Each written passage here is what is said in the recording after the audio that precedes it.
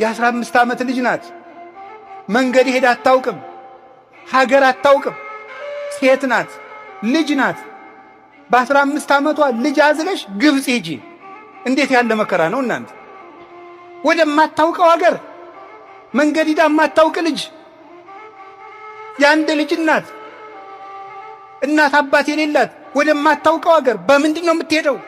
መኪና የለም፣ ፈረስ የለም፣ በቅሎ የለም፣ ሰረገላ የለም፣ በአህያ ለዚያውም በእስራኤል የክረምት ወራት በረዶ በበዛበት ሄዳስ ግብፅ የምታርፈው ወማን ቤት ነው?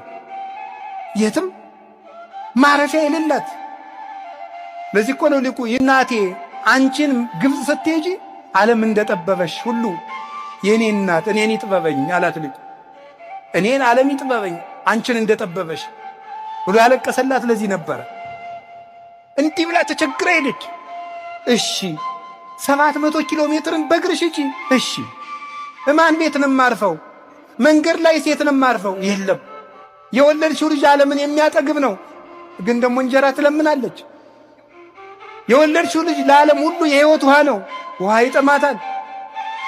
በእግሯ ትሄዳለች፣ አውሬ ያስደነግጣታል። ኢትዮጵያን ደግሞ ዙራ ተንከራታ ግብፅ አርፋ ደግሞ ነይ ኢየሩሳሌም ሂጂ። እሺ ተመልሳ መጣስ ደግሞ ያንን ለፍታ ያሳደገችው ልጇን ደግሞ ልንሰቅልብሽ ነው ተባለ።